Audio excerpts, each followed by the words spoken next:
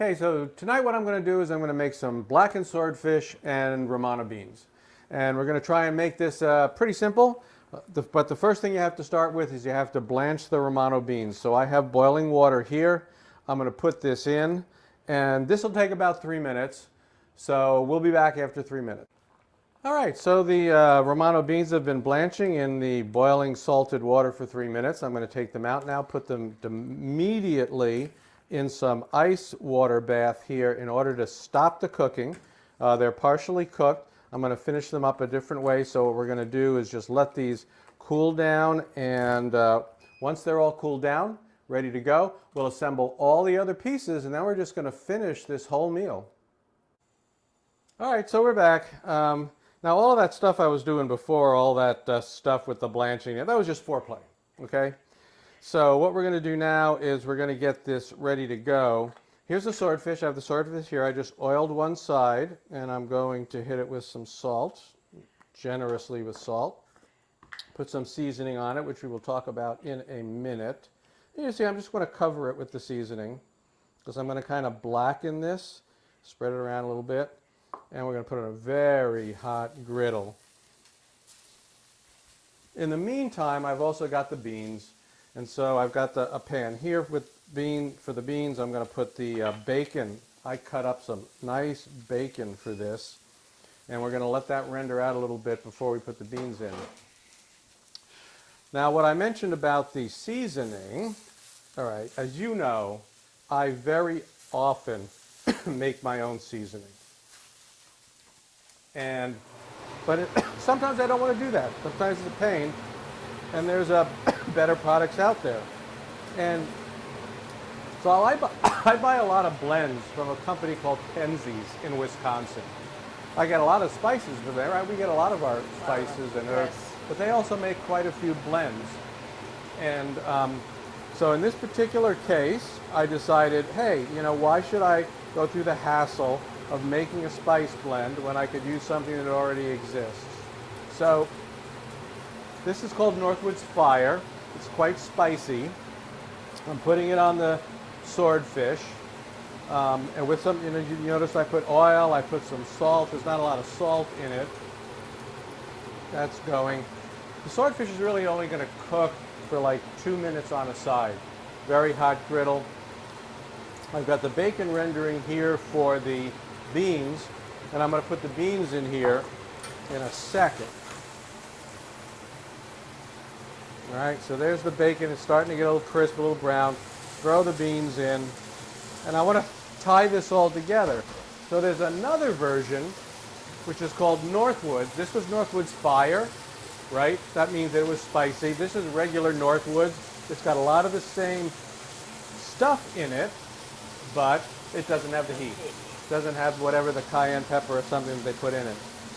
So I'm tying the meal together by having the same flavor profile in the vegetable as I have in the swordfish. All right, so here we're going to hit that with a little salt. I'm going to toss that around. Okay, we'll let that cook. Remember, these are blanched. It's not going to take very long to cook them. So this has been kind of about 2 minutes. So I'm just going to flip them over. You notice I didn't have to put anything on the pan because I had oiled the swordfish. You see, it's just barely starting to want to get a little bit burnt, and that's what I'm trying to stay away from. I want to have this nice blackening effect on it. I want the swordfish to be cooked, but I don't want to cook it so long that I'm going to burn the herbs. So that's why it's a 2-minute thing. I got that all going. Oh boy. I do have to say, if it wasn't for this hood, I'd really be coughing, because this stuff really, when it gets the pepper coming out. Yeah, the pepper gets that. All right. So I'm going to get plates. I got plates down in here. We're just having a very simple rice with this. Just some jasmine rice, just with some salt and butter. We don't want to put a lot in flavor into this. We got flavor in everything else. All right, so let's continue here. These are almost done. Like I said, they don't take very long. They basically are done. Let's start dishing those out while the swordfish finishes its thing. All right, put this here. And here, we'll put some in the other plate. We don't want to waste any of that nice bacon on the bottom, right? So we're going to dish this all out. And then we're going to make sure we get all those bacon bits and bacon fat there also. Put some on this side. All right? So right now the swordfish is just about done. It's been almost 2 minutes on the second side. Looking good. It's going to be, you know, the thing is it's going to be swords a little bit kind of nice and light in the middle. Not too overcooked. Now it's getting to you too. Right. Huh? Let's crank it up. We don't rehearse these things, guys, you know. All right. This is done. That one's done. This one is a little on this edge.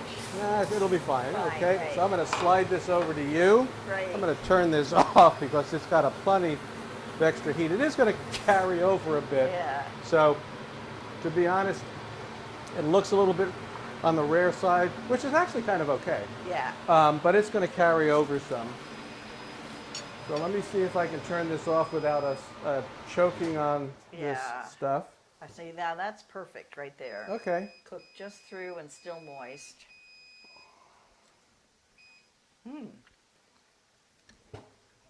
Yummy. Is the heat okay? Oh yeah, the heat, it has a nice spice to it. It's not overwhelming. Yeah. The heat.